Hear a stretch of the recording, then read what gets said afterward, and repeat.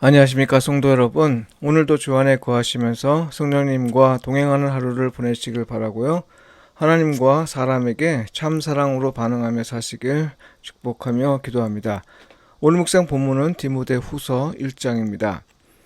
하나님의 뜻으로 말미암아 그리스도 예수 안에 있는 생명의 약속대로 그리스도 예수의 사도된 바울은 사랑하는 아들 디모데에게 편지하노니 하나님 아버지와 그리스도 예수 우리 주께로부터 은혜와 긍휼과 평강이 내게 있을지어다.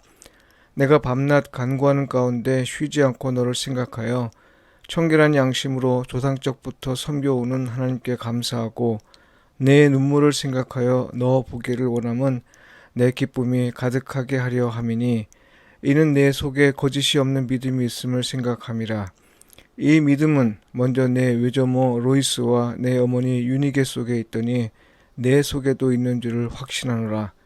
그러므로 내가 나의 안수함으로 내 속에 있는 하나님의 은사를 다시 부릴 듯 하게 하기 위하여 너로 생각하게 하노니 하나님이 우리에게 주신 것은 두려워하는 마음이 아니요 오직 능력과 사랑과 절제하는 마음이니 그러므로 너는 내가 우리 주를 증언함과 또는 주를 위하여 갇힌 자 된 나를 부끄러워하지 말고 오직 하나님의 능력을 따라 복음과 함께 고난을 받으라.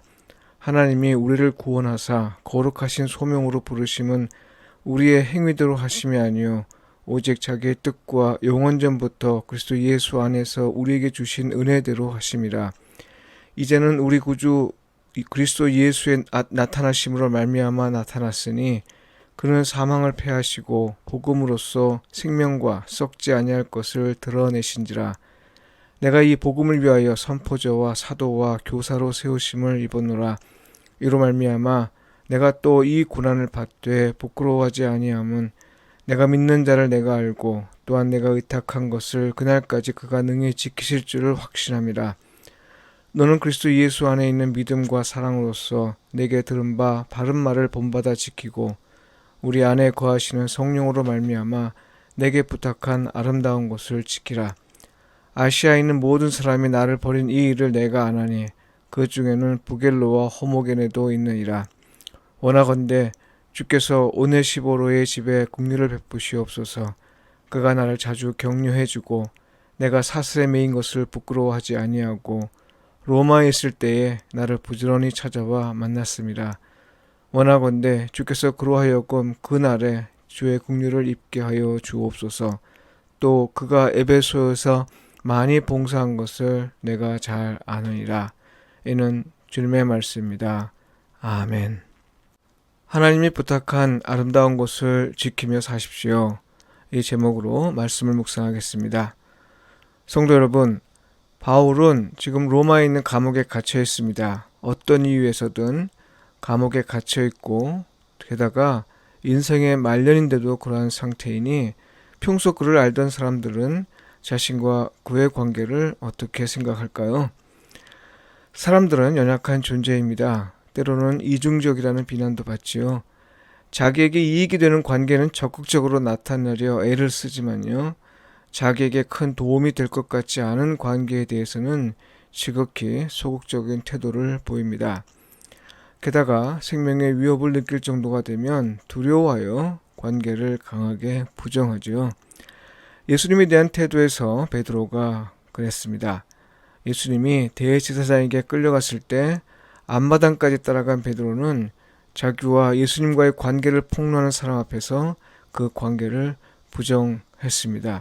심지어 저주까지 했죠. 마태복음 25장에서 언급된 여러 부류의 사람 중에 종교인들에게조차 소홀히 여겨지는 사람은 옥에 갇힌 자입니다. 옥에 갇혀 있다는 사실은 아무리 좋게 생각해도 좋게 보기가 쉽지 않습니다. 네, 사람이란 그런 존재입니다. 자기에게 이익이 되고 또 의미가 있다고 여기는 관계는요, 모든 가능한 수단을 동원하여 유지하려 하고 또 애써 그 관계를 드러내려 하지만요, 별 의미가 없거나 오히려 자기에게 손해가 될 것 같다 이렇게 여겨지는 관계는 애써 감추려 합니다. 혹시라도 누군가 그 관계를 드러내어 말하려면 강하게 부정하죠. 비난할 만한 일이지만 설령 비난한다고 해결될 일은 아닌 것 같아요. 몸을 가진 인간의 한계에서 비롯하기 때문입니다. 바울은 이런 인간의 연약함을 잘 알았던 것 같습니다. 인생 말년에 이르기까지 감옥에 갇혀 있는 자신을 보면서 사람들이 자기와의 관계를 부끄러워할 것을 충분히 예상했습니다. 지금에 와서야 그것이 옳은 일이고 또 생명을 위한 이름을 잘 알고 있지만요. 당시 예수 그리스도의 복음을 믿고 따르는 사람들은 사회적으로 소수자였습니다. 심지어 이단으로 취급을 받은 가르침이었으니 도대체 누가 그런 가르침을 전하다 옥에 갇힌 바울과의 관계를 자랑스럽게 내세울 수 있었겠습니까? 사실 많은 사람이 자기를 떠나는 걸 경험해야 했습니다. 그러나 바울은 적어도 디모데만은 그렇지 않을 걸 잘 알고 있었습니다. 외할머니와 어머니에게서 물려받은 신앙의 전통을 거짓이 없는 믿음이라 평가할 정도로 디모데를 신뢰하였습니다. 이런 디모데에게 바울은 마지막에 들 수 있는 편지로 전하고 싶은 말이 있었던 것 같습니다. 특히 교회가 박해를 받는 사실을 들은 바울로서는 가만히 있을 수 없었던 게죠. 먼저 바울은 비록 자신이 옥에 갇혀 있으나 자기가 왜 그렇게 되었는지 그 이유를 밝힙니다. 그건 하나님의 뜻으로 말미암아 예수의 사도가 되었기 때문이고요. 또한 그건 그리스도 예수 안에 있는 생명의 약속에 따라 사도로 부름을 받았기 때문이라는 겁니다. 자신을 가리켜 사도라 명한 건 특별한 사명을 강조한 거고요. 생명의 약속이란 예수 그리스도를 믿어 구원받는 자에게 주시는 하나님의 약속을 가리킵니다. 요한복음 3장 16절에서는 그것을 영생이라고 했죠. 그러니까요. 바울이 옥에 갇힌 건 사도직을 수행한 결과라는 거고요. 그건 생명을 주시는 하나님의 약속을 전하기 위한 것이었다 이 말입니다. 그러니 하나님을 믿는다면 박해를 받는다고 해서 두려워할 것이 아니라는 거죠.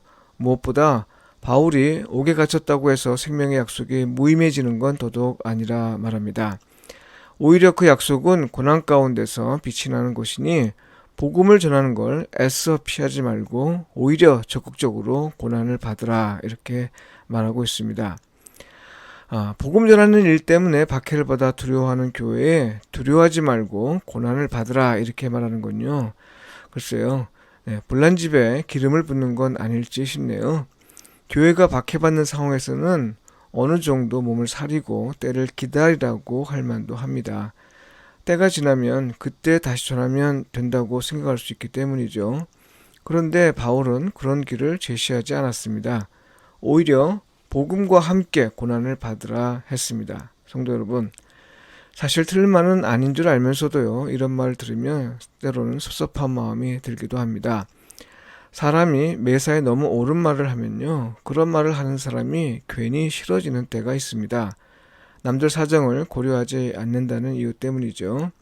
그러나 성도 여러분, 바울이 그렇게 말한 건요, 크게 두 가지 이유가 있습니다. 하나는 자기 자신이 직접 그 길을 갔었고 그 결과 옥에 갇혔기 때문입니다.